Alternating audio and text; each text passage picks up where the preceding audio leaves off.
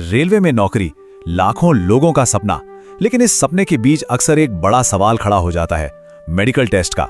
मन में ना जाने कितने सवाल घूमते हैं कि आखिर ये होता कैसे है, क्या क्या चेक होता है। तो चलिए आज इस पूरी प्रक्रिया को एकदम आसान भाषा में समझते हैं, ताकि कोई भी कंफ्यूजन बाकी ना रहे। तो सबसे बड़ा और सबसे जरूरी सवाल कि आखिर इस रेलवे मेडिकल टेस्ट में होता क्या है, वो कौन सी जांचें हैं जो किसी का रेलवे में भविष्य तय कर सकती हैं।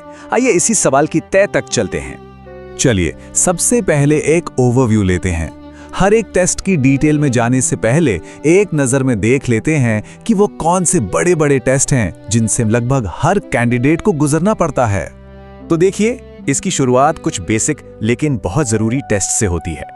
इसमें सबसे पहले आती हैं आंखों की एक बहुत ही डिटेल में जांच, फिर ब्लड प्रेशर और ब्लड टेस्ट, यूरिन टेस्ट, दिल की सेहत के लिए ईसीजी, फेफड़ों के लिए चेस्ट एक्सरे और हाँ, सुनने की क्षमता के लिए एक हियरिंग टेस्ट। ये सब मिलकर फिटनेस की एक बेसिक तस्वीर तैयार करते हैं। और ये लिस्ट यहीं खत्म नहीं होती। इसके बाद कुछ खास फिजिकल एग्जामिनेशन भी होते हैं, जैसे हर्निया, पाइल्स और हाइड्रोसील की जांच। तो कुल मिलाकर यही वो 9 बड़े टेस्ट हैं जो रेलवे मेडिकल का आधार हैं। और इन सब का एक ही मकसद है, ये पक्का करना कि उम्मीदवार नौकरी की फिजिकल डिमांड्स के लिए पूरी तरह से तैयार है। अब इन सभी टेस्ट में से एक टेस्ट ऐसा है जो सबसे ज्यादा महत्वपूर्ण है, और वो है आंखों की जांच। चलिए जरा इसे और करीब से देखते हैं और समझते हैं कि ये इतना जरूरी क्यों है।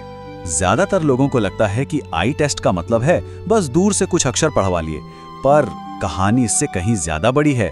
एक नॉर्मल रेलवे मेडिकल जांच में भी आंखों के कम से कम 5 अलग अलग तरह के टेस्ट होते हैं।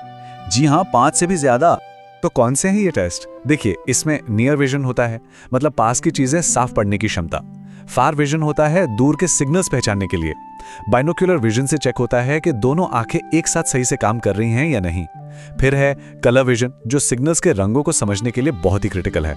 और आखिर में नाइट विजन, यानी रात में देखने की काबिलियत। हर टेस्ट सीधा सीधा रेलवे की सेफ्टी से जुड़ा है। लेकिन रुकिए, एक पोस्ट ऐसी है जिसके लिए ये सारे नियम और भी ज्यादा सख्त हो जाते हैं, और वो पोस्ट है असिस्टेंट लोको पायलट यानी ALP की। यहां बात हजारों लाखों यात्रियों की सुरक्षा की है, इसलिए कोई भी चांस नहीं लिया जा सकता। ALPs के लिए A1 मेडिकल स्टैंडर्ड होना जरूरी है। अब ये A1 क्या है? आसान भाषा में कहें तो ये फिटनेस का सबसे ऊंचा लेवल है, जिसमें सबसे पहली प्रायोरिटी आंखों को दी जाती है। यहां देखने में जरा सी भी चूक के नतीजे बहुत खतरनाक हो सकते हैं। और यहीं पे बात और भी सीरियस हो जाती है। कहा जाता है कि ALP के लिए आंखों का लगभग 7 से 8 प्रकार का टेस्ट होता है। सोचिए, जहां नॉर्मल पोस्ट के लिए 5 टेस्ट हैं, वहीं यहां 7 से 8। इससे आप अंदाजा लगा सकते हैं कि इस पद के लिए जांच कितनी गहरी होती है। ठीक है, तो आंखों की अहमियत तो हम समझ गए।